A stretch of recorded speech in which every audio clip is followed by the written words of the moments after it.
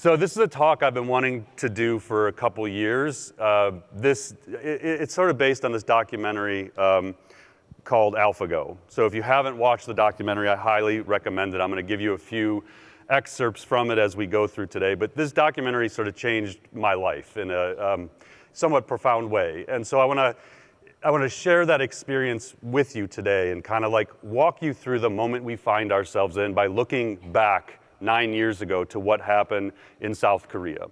So in 2016, Google's DeepMind AlphaGo system took on 18-time World Go champion Lee Sedol. Now, if you're not familiar with the game of Go, it's been played for thousands of years, originating in China.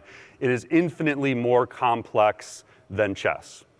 So in what became known as Move 37, everything fundamentally changed about technology, about the progress of AI, and in my view, about the future of humanity. So beating a professional Go player had been considered a grand challenge in AI for decades, and most leaders thought we were at least a decade away from it happening. Move 37 is often talked about, and you may have heard about it, as a technological breakthrough. I actually had people, when they saw this session title, say, they talked to me about the technology piece. What I want you to do is to focus on the human element of Move 37. And so again, what I'm going to do is take you through moments from this documentary and provide context to you as what this means to all of us as marketers, as business leaders. So in this scene from AlphaGo, the documentary, Sedol has already lost the first of 5 games. During game 2, he starts to battle his emotions, coming to grips with the fact that AlphaGo appears to be superhuman at the game of Go. So this was an exhibition that Sedol had agreed to because he, quote, thought it would be fun and thought he would win 5-0. So when Sedol would get anxious, he would actually leave the room. They had a special area created outside for him to go have a cigarette. So that's what he would do when he just felt the nerves. While he was away, though, AlphaGo would just continue to play. So there's a human player, Aja, who is one of the Google DeepMind developers, who sits across from Sedol, but Aja isn't doing anything other than putting the chips where AlphaGo tells him to. So he interfaces with the computer monitor, it tells him to put a chip somewhere, Aja places the chip, and then he just sits there. I want to see Lee Sedol when he sees this move.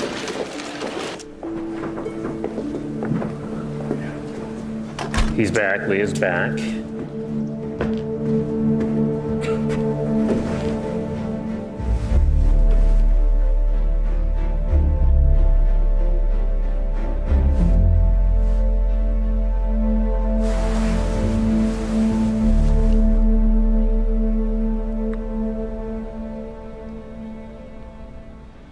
알파고는 실은 확률적 계산을 하고 그냥 이기기 위한 그런 머신에 불과하다고 생각을 했었는데 그 수를 보는 순간 아니구나. 충분히 알파고도 창의적이다. 정말 아름답고 바둑의 그런 아름다움을 잘 표현한 수고 굉장히 창의적인 수였다. Normally he think about 1-2 minutes, no more. But this time, he think more than 12 minutes.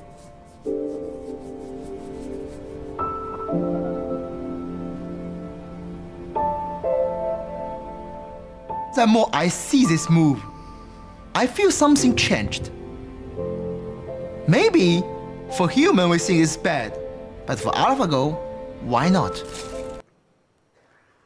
So for me, the Move 37 moment, the whole premise of this talk is it's the moment when you realize AI is better than you at the thing that you do.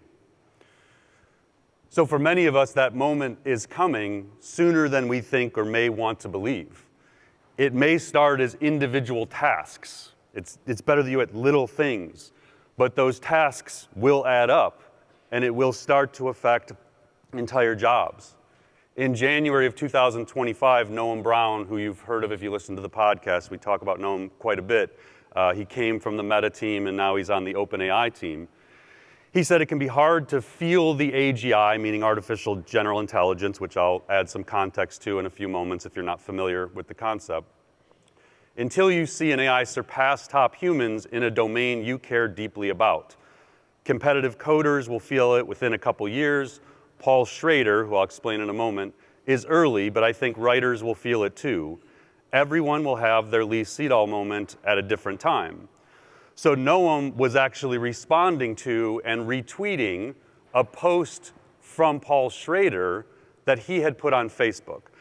Paul Schrader is an American screenwriter, film director, and film critic. First became known for writing the screenplay to Scorsese's Taxi Driver, and then later continued his collaboration with Scorsese writing Raging Bull. So Schrader, on his personal Facebook page, which is public, you can go look at these posts if you want, he said, so this is January 16th, "I've come to realize AI is smarter than I am, has better ideas, has more efficient ways to execute them. This is an existential moment akin to what Kasparov felt in '97 when he realized Deep Blue was going to beat him at chess." So someone replied and said, "What brought you to this conclusion?" He said, "I asked it for Paul Schrader's script ideas. It had better ones than mine." Later that day, he posted, "I just sent ChatGPT a script I'd written some years ago and asked for improvements. In 5 seconds, it responded with notes as good or better than I've ever received from a film executive." The next day, "I'm stunned. I just asked ChatGPT for an idea for Paul Schrader film. Then Paul Thomas Anderson, then Quentin Tarantino, Harmony Korine, Ingmar Bergman, Rossellini, Lang, Scorsese, Murnau, Capra, Ford, Spielberg, Lynch. Every idea ChatGPT came up with in a few seconds was good and original and fleshed out. Why should writers sit around for months searching for a good idea when AI can provide one in seconds?" This is David Perel. This is also from earlier this year. He's a writer and writing coach, writer and writer coach, 450,000 followers on X, or Twitter if you're not familiar. So this is February. So this AI boom has set off an existential crisis for me. I've decided to stop teaching. It has only been 4 months since I shut down my business, but I can no longer imagine teaching writing in a way that resembles anything close to the way I taught in the past. The reason is simple. The world of nonfiction writing has fundamentally changed, and many of the skills I've developed and built in my career are becoming increasingly irrelevant. What if the work that defines you and brings you fulfillment changes? What if AI moves further into the strategic and creative realms much sooner than expected? I wrote that in May of 2022, right after DALL-E 2 came out, 6 months before ChatGPT emerged. I keep coming back to these same questions, though. They seem to be taking on greater meaning and importance as AI continues to advance. For Sedol, the full weight of his Move 37 moment hit the next day at the end of the third game, which he lost as well. During the press conference following that third game, Sedol shared his profound sadness and disappointment as he sat next to Demis Hassabis, co-founder and CEO of Google DeepMind and the brains behind the building of AlphaGo. 일단 좀 죄송하다는 말씀을 먼저 드려야겠습니다. 좀 더 좋은 모습, 내용이나 또 뭐 승패도 그렇고요. 여러 가지 좀 기대를 많이 하셨을 것 같은데 이렇게 좀 무력한 모습을 보이게 돼서 너무 죄송하고요. 이렇게 좀 심한 이렇게 압박감, 부담감을 느낀 적은 없었던 것 같거든요. 그래서 역시 그걸 이겨내기에는 제 능력이 좀 부족하지 않았나 싶습니다. 이것은 믿을 수 없는 그런 상황이었는데 어떤 상태가 있다선 하더라도 뭐 3대0도 아니고 5대0? 5대0으로 진다. 이것은 정말 내 자존심에 정말 엄청난 스크래치를 내는, 또 사람들이 저를 응원해 주셨던 분들한테 너무 미안하고. You have to keep in mind, Go is the national game in South Korea. 200 million people were watching this live, and he felt he had let humanity down. So in that same post in May of 2022, I wrote, "Something is lost and something is gained." And so when we have this moment, it presents opportunities as well. So with 2 games to go in the match, Sedol regrouped. He consulted with other Go experts to try and figure out how AlphaGo doing this, and he returned for Game 4. Unfortunately, Game 4 started out much like the 3 before it, and AlphaGo appeared to be in the lead. Then Sedol made an unexpected play at move 78 that seemed to confuse AlphaGo and its creators. They raced to the back room and they're trying to figure out what happened to AlphaGo. Its play started becoming erratic. The AlphaGo team would determine after the fact that Sedol had exposed a weakness in the system. He had made a move that AlphaGo, the system, defined a 1 in 10,000 chance of a human player making. The same probability, by the way, that was assigned to move 37. It's why Sedol was so thrown off. The chance of a human player, a human expert, making move 37 was 1 in 10,000, meaning Sedol had never seen a human player make a move like that. And yet, the AlphaGo team assigned that same probability. When they asked Sedol afterwards, how did you make move 78? He said, it was the only move on the board I saw. So literally, AlphaGo looked at 10,000 other possible moves and assigned higher probabilities than the one Sedol makes. The Google DeepMind team called it a God move, and it led to the unraveling of AlphaGo, at least for one game. Yeah, there you go. AlphaGo resigned. Looks like AlphaGo has resigned. Wow. The most amazing game. I'm almost going to tear up. Was Game 4, where he comes back and wins, right?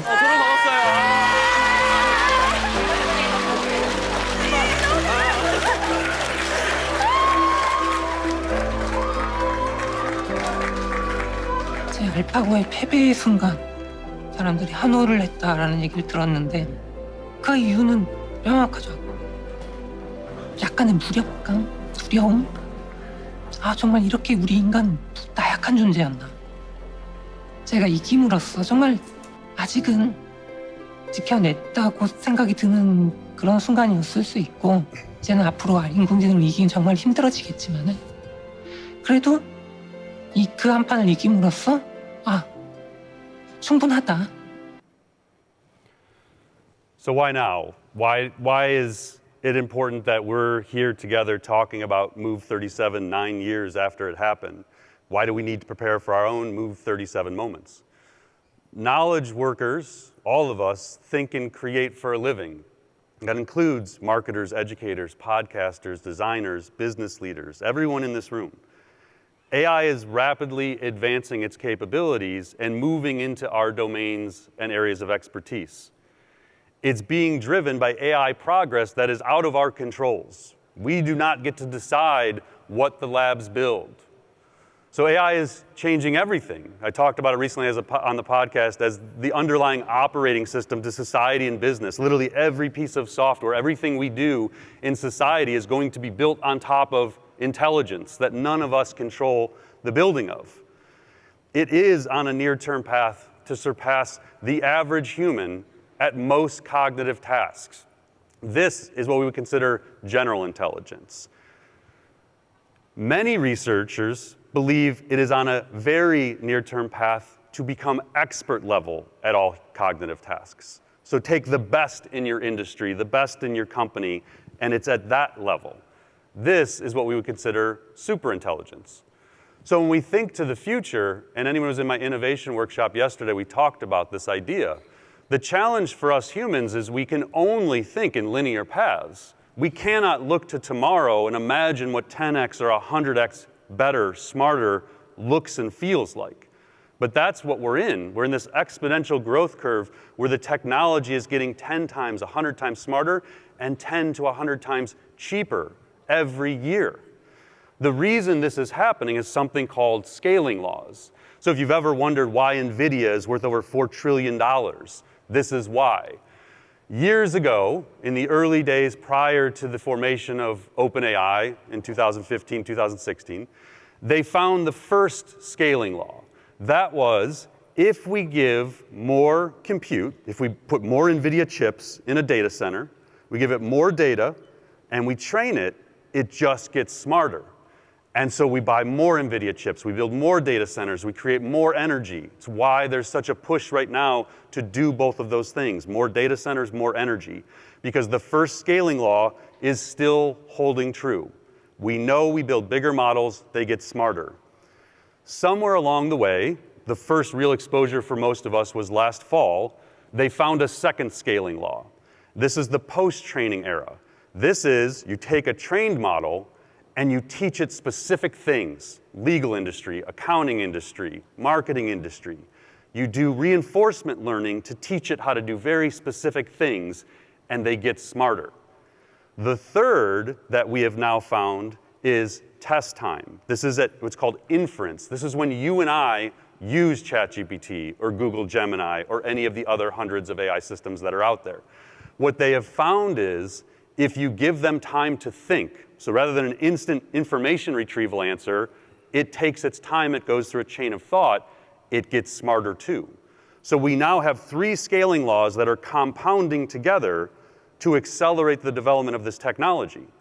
And so in each of the AI labs, we have a session closing today with people from Meta and Google DeepMind that are going to talk about sort of what's going on inside of the labs. What's basically happening is imagine that the end product is something that comes out of the oven. We're baking something, and it's pictured as a model. The ingredients you put into that model, there's a bunch of different ways you can do it. A bunch of different resources you can apply to things like agentic and memory and reasoning. Each lab is experimenting with the ingredients. They're trying to figure out how to build the smarter model. They all generally know the potential ways to do it, but each lab is making slightly different bets as to what it's going to be. But the things on this slide are all components of them. And so what does this mean from a tangible perspective about where the labs think we're going? This is from last summer. This is the OpenAI stages of AI. And the different levels. Level 1 is what we got in November 2022. That was chatbots. You put a text prompt in, you get text out. Level 2 is what we got in September of 2024. That was reasoning models that could go through that chain of thought. Level 3, we're sort of on the cusp of. We have these agents that still need a lot of hand-holding by humans, still need a lot of involvement. They're not self-driving, you know, as you would think like a car driving itself, but they're getting there really fast. And that leads to level 4, which is innovation, which means coming up with ideas humans don't think of, don't have the time to compute ourselves. We are seeing glimpses of this now, specifically in math, coding, and science. That will probably progress pretty quickly in 2026 into every one of your industries. And then level 5 follows shortly thereafter, where you basically build entire organizations of these AIs.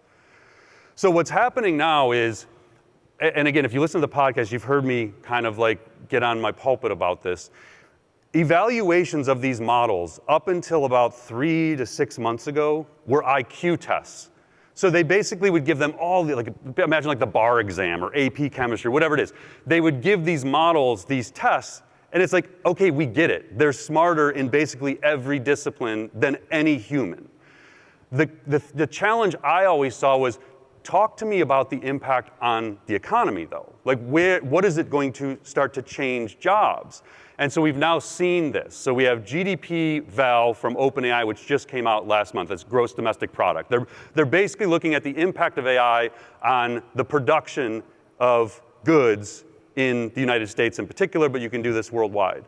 So in their case, they looked at 44 occupations, and they said today's best frontier models are already approaching the quality of work produced by industry experts. Frontier models can complete GDP val tasks roughly 100 times faster and 100 times cheaper than experts. Another thing you look at is the ability for these things to do what we would call long horizon tasks. So not like send the quick email, which takes 10 seconds, but actually like conduct a research project. Build a plan for the research project, conduct the research, edit the research, check the citations. That's more of like a long horizon, something that might take a human 1 hour, 3 hours, 5 hours, 50 hours. What they're now trying to look for is how reliably can these systems do these long horizon tasks. So there's a potential new scaling law emerging here. It's still early, we can't like call it a law, but what this organization Meter has found, which does model evaluation and threat risk analysis, is that they seem to be doubling every 7 months in the amount of time they can perform these tasks. So this data is specific to coding, but it says AI models today, and this is actually from March, so assume this is probably 2 hours now.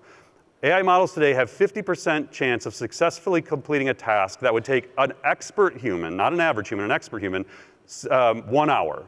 7 months ago, it was 30 minutes. 7 months before that, 15. So again, you can do the math. By the time we're here together next year, we're basically at 8 hours on this side. They're not the only ones looking at this, though. So Anthropic, some of you may be fans of like the Claude model. They just released their third economic index report where they're trying to look at geographic distribution and usage of these tools. So the report says existing capabilities of Claude and other frontier AI systems are already poised to transform economic activity, given how broadly applicable the technology is. If more advanced models simply expand the set of automated tasks, then the risks increases that workers performing such tasks will be displaced. What the chart is showing is intent of the prompt. And what they're seeing is a dramatic shift where the prompts people put into Claude are intended to perform tasks. It's not information retrieval now, it's do this thing for me now. And so you see it was the first time where it crossed over, and you can see the trend line to the point where you could imagine 70% basically by this time next year is intended for it to do the thing for you. So if you've heard me give talks, if you've taken any of our courses, you've probably seen this chart. This is the AI timeline that I presented on the podcast first last year and updated earlier this year. This is generally where I think we are. So for the last couple of years, we have had these language models continually advance, have these new capabilities added. That is continuing. Multimodal means the models can now not only do text, they can do image, video, audio, code. Agents are becoming more reliable. They are not autonomous yet for the most part. So there's a lot of hype around these. Assume they're probably not as advanced as you hear, but also assume they're probably going to get there faster than you expect them to. And then that leads to robotics, which I'm not going to get into today, but humanoid robots is a thing. The sci-fi movies are going to be coming to life by the end of this decade. And then AGI from there. So this is the definition of AGI. I mentioned AGI earlier. This is my definition. There are many definitions. This does not mean it is the right one. This is after 13 years, 14 years, however long I've been studying this space, this is the best I've got at the moment. There's a very important distinguishing factor between my definition and the definition from the AI lab leaders. And that is, it just has to outperform the average human. Let's be honest. A lot of your coworkers are average at their jobs, right? All that matters, in my opinion, is can it do their job? It does not have to be PhD level at everything. It does not have to be the top 1% of marketer. Economically speaking, the question is, can we replace people with it? Is it better than the average or below average people? And so there's this new economic Turing test. You probably heard of the Turing test back in like the 1950s, Alan Turing. Like, would you know when you're talking to an AI or not, roughly is the concept. We've passed that. Like that was passed probably a couple years ago. So there's this new concept of an economic Turing test, which is, would I hire an agent or a collection of agents working together instead of a human? And not just to do a task, but to actually perform a job. And so this is why I try not to get too caught up in this whole AGI thing, because one, the labs keep changing what they think it is. They just keep moving the goalpost as to like whether we're there or not. And my argument is it just doesn't matter. What matters is drilling into your job, your team, your company, looking at the reality of where the technology is and saying, is it going to change our work? That's really the only thing that matters. So the other reason why we have to think about this now is because we live in a capitalistic society. People will pursue money. If you look at the software industry, it is roughly estimated to do $300 to $500 billion a year in sales. So if you are an AI lab, if you're an AI startup company and you're trying to figure out what should we build that we can make some money using this AI technology on, one place you look is the software industry. Salesforce, who has their Dreamforce conference this week, I believe, $38 billion a year. Adobe, $32 billion. ServiceNow, $11 billion. Workday, $8 billion. HubSpot, $2.5 billion.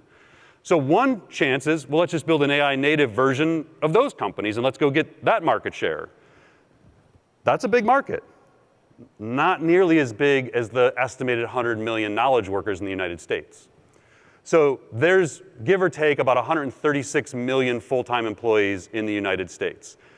Estimates vary, somewhere between 70 and 100 million of them think and create for a living. They're us. So what I did is I went to the US Bureau of Labor Statistics and I pulled the most recent data I could get from May of this year on total wages by profession. So there's about 11 trillion in wages per year. So if you wanted to build an AI native company, you could go after the existing software industry, or you could say, hold on a second, there's 13.3 million sales and related occupation jobs with total wages annually of 722 billion, double the smallest estimate of the software market, just for that one. You could go to customer service representatives, 2.7 million employees with 123 billion. You could do market research and marketing specialists, 860,000, 74 billion. Media and communications workers. Now, mind you, you can export this database yourself, and there's 800 or so occupations, I think it was. Now, you could sit there and think, yeah, nobody's going to do that, though. Oh, really? Y Combinator, which is where Sam Altman was the president of before he took over OpenAI, had a call for submissions. They're literally asking people to pitch them to automate the workforce. So this is from their call for vertical AI agents from earlier this year. The value prop of B2B software was to make human workers incrementally more efficient. The value prop of vertical AI agents is to automate the work entirely. And their premise, no joke, go listen to the podcast I think that dropped yesterday. We talked about Mechanize. This startup company, their belief is, listen, the workforce is going to get automated anyway. We might as well just do it. Like, we get it that it's bad for humanity and society, but somebody's going to do it, so what the hell? That's the mentality. They see the opportunity to go raise 50 million, 100 million, whatever it is, and take on. All you got to do is show up with a pitch deck and say, we're going to take this part of society. It's got 400 billion a year in total wages. We think we can automate 20% of that within 2 years. Done. Here's your $50 million. Go do it. That's how Silicon Valley works. Jeremiah Aoyang is going to be here. He's going to give you some of the, there's Jeremiah over there. He's going to talk to you about what's happening. He's doing this. He's seeing these events. He's meeting these people. This is what's happening in Silicon Valley. And the demand is skyrocketing. So one way you measure usage of AI is number of tokens. So think of a token as like a piece of a word. So every time you go use ChatGPT, the way it's metered by the labs is how many tokens are generated, how many tokens you put in, and how many are generated in the prompt response. But you know what takes more tokens than words? Videos. Sora 2 came out a week or two ago. You know what else takes a whole bunch of tokens? Reasoning models and agents. And people tell me NVIDIA is hit a wall. Like, the economy has no concept of how significant the demand for intelligence will be. Sundar Pichai last week at Google, the CEO of Google, said they had processed over 1.3 quadrillion, hard number to comprehend, so Demis Hassabis broke it down a little bit for us, 500 million tokens a second, or 1.8 trillion tokens an hour they're generating. People are demanding of their Gemini models. That's up 30% since July. So we are entering an era of what I call omni-intelligence. So omni-intelligence describes both the state of AI being omnipresent in our lives. It's literally everywhere, every piece of software we touch, everything we do. But it also describes the models. When the O series came out from OpenAI last year, they called it an omni model, meaning that it can understand, reason, and take action across modalities: text, image, video, audio, code. So omni-intelligence is the idea that it's always with us, it is truly the operating system of society, and it's able to do all the things that we do. Now, this creates unparalleled opportunities to grow and to innovate and to do creativity. But market pressure leads us to the short-term gains. So companies that are publicly traded, venture-backed, private equity-owned, they're not thinking about innovation and growth. They're thinking about replacement of workforces and cost reduction and hitting their earnings numbers next quarter. There's tremendous pressure to do these things. So this is IBM Chief Executive Arvind Krishna, said the company used AI to replace the work of a couple hundred people in human resources. No big deal, right? They have like 80,000 employees. Andy Jassy, this is a memo we talked quite a bit about earlier this year on the podcast. He sent an internal memo to their employees. I'll just zoom to the end. As we roll out more generative AI and agents, it should change the way our work is done. We will need fewer people doing some of the jobs that are being done today and more people doing other types of jobs. It's hard to know exactly where this nets out over time, but the next few years we expect this will reduce our total corporate workforce as we get efficiency gains from using AI extensively. There's a whole bunch of buzzwords in there that probably equals a 1.5 point bump in their stock that day. Wall Street loves to see these kinds of things from CEOs. Chief Commercial Officer Judge Alhoff at Microsoft said AI tools are boosting productivity in everything from sales and customer service to software engineering. He said that AI saved Microsoft more than $500 million last year in its call centers alone and increased both employee and customer satisfaction. Mark Benioff, who's very bullish on this stuff, AI is doing 30 to 50% of the work at Salesforce now. Now, when you dug into this quote, he contextually was speaking more about like code, but basically the play Salesforce is making right now is redistributing talent. They're basically stopping hiring and they're trying to take their existing staff and just move them over here. So it won't show up in the unemployment numbers. It won't show up in the reduction of workforce because they're just moving numbers side by side. Here's Jensen Huang, one of the richest people in the world and runs the most valuable company in the world. There are 32,000 employees. He said, we could get to 50,000, but every part of our company is going to have 100 million AI assistants helping them do their jobs. So instead of hiring 500 million people, we're just going to have, 50,000, and we'll just do it this way. This is Walmart, September 2025. Doug McMillon said that he expected headcount to stay flat over the next 3 years despite growth plans. Now, we've been hearing, and I've shown you a bunch of tech CEOs and tech leaders. This is the largest private employer in the United States who employs 1.6 million people in the United States, telling you they have no intention of hiring more people. This is Jim Farley, the CEO of Ford. AI is going to replace literally half of all white-collar workers in the US. AI will leave a lot of white-collar people behind. This is Janet Trunchale, the global chair and CEO of Ernst & Young. I like to think we can double in size with the workforce we have today. And then Vista Equity Partners CEO Robert Smith at a conference in June of this year, 60% of the 5,500 attendees at that conference would be out of work next year. We think that next year, 40% of the people at the conference will have an AI agent and the rest of you will be looking for jobs. How'd you like to be sitting in that audience? Okay, so to be honest with you, the hardest part of preparing this talk, I knew the general format and where I wanted to go. It was how do I give hope? This sucks. Like, this is not a fun talk to stand up here and give you all on day one where you're all like, I shouldn't have come. Like, I'm leaving. Like, this is terrible. I'm going to call my kids. I promise we're going to get there. So here's my hypothesis. In the next 1 to 2 years, model advancements, agent capabilities will force a radical transformation, regardless of company. Some of your companies are going to move slower. Some of the industries will move slower.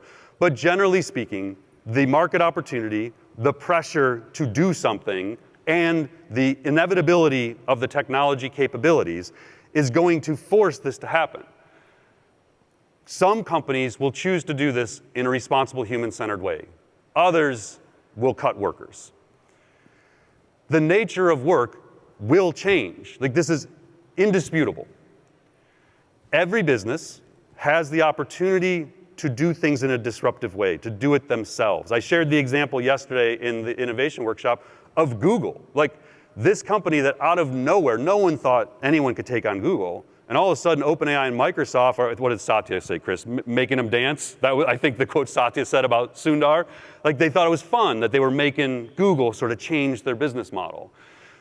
If someone can come at Google in the core business that they have built the most profitable engine in history, they can come at you. So you have to do this yourself. You have to go after the changes. I think what's going to happen once HR catches on, so if you all have any influence on hiring in your companies, reskilling, upskilling, I get asked all the time what matters. What should I be focusing on? What should my kids focus on if they're in college or high school? This is the general direction of skills and traits I think matter. Like, I've told a lot of people, just go get a liberal arts degree, take business classes, and focus on these skills and traits. So you have to have AI literacy. You have to have interpersonal communications, critical thinking, curiosity, EQ, imagination, adaptability. You have to know what questions to ask and what to do with the answers you get from the AI. You have to know how to talk to, collaborate with, and learn from the AI.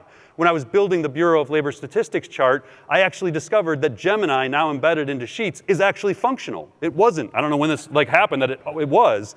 But I went in Gemini, I was like, find all occupations related to marketing. It did. Then the best part, I said, can you add a column that calculates total annual wages? It did. It actually did something in it. It added a column and did a formula and all these things. And I was like, that was incredible. Jobs are going to change. Some jobs will go away. New career paths will emerge. There hopefully will be an explosion of entrepreneurship. So what can we all do as we're here together? I've said this on the podcast a million times. There's more questions than answers right now. That means there's an opportunity for the people who move through the fear and anxiety to go do something. Because we know the labs are going to continue to progress towards AGI and beyond. And you can't wait around for someone to solve this for you. So you are now together with a group of people who are all in that same spot trying to figure this out. We have to think deeply about how this is going to impact us, how it's going to change things.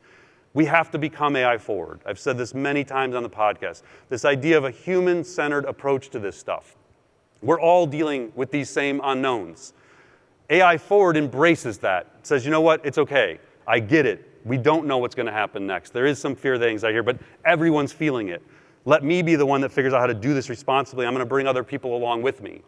As an organization, you think about it under everything. People, process, technology, strategy, budgets, all of it. It has to be reimagined as an organization, what we do, and we have to put growth and innovation at the center of that. So being AI forward becomes both a mindset and a career and business imperative. It'll come as no surprise, and who follows us, literacy. But it's not just me saying this. LinkedIn did this in spring of this year. What are the top skills? First time they post a report. Number 1 on their list, AI literacy. So now it's being expected. I think I saw a stat that was like the increase in AI literacy in job requirements was up like 400% this year.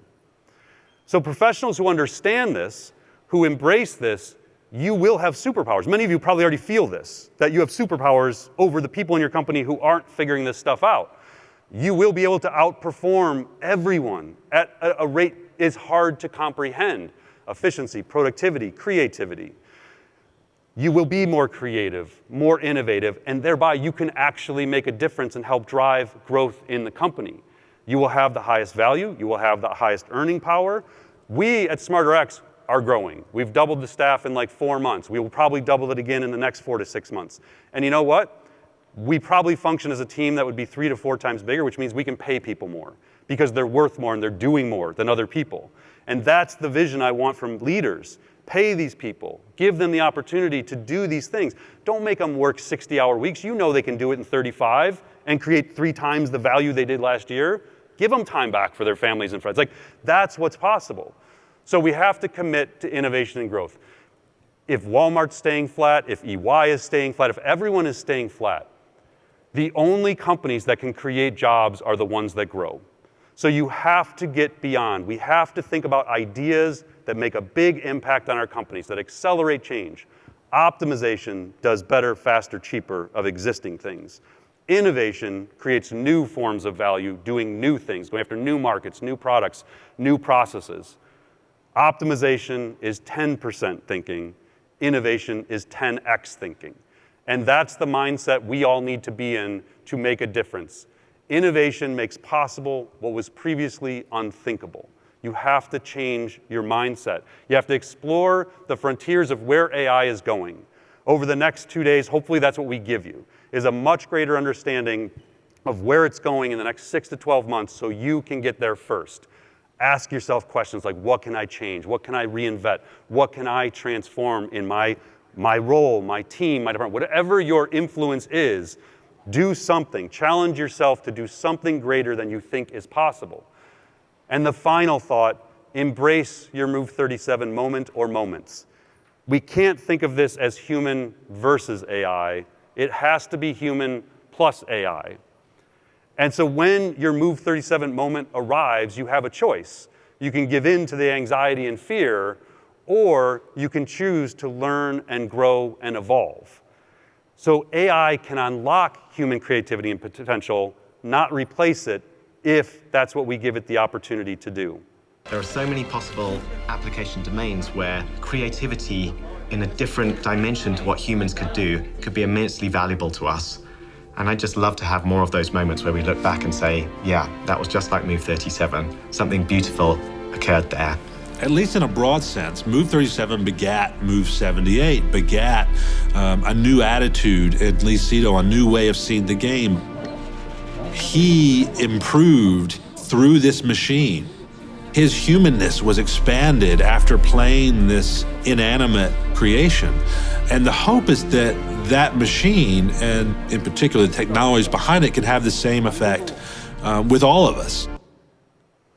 So for us, we're reimagining what a research firm could look like, doing research in days with deep research technology that would take traditional firms months. I created an AI teaching assistant earlier this year that helped me produce 20 new courses and certifications for AI Academy that saved me hundreds of hours. I have a co-CEO that helps me run the company that's built simply as a chat GPT. The template for this, by the way, is free on our site, ungated. You can go grab it.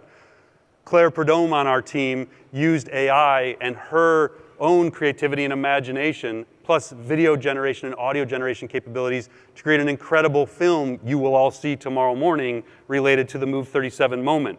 My 13-year-old daughter, who despised AI in 2022 when it first came out, she now uses it to visualize characters for her stories. She's, as an aspiring storyteller and artist, she's using it to visualize what she has in her mind.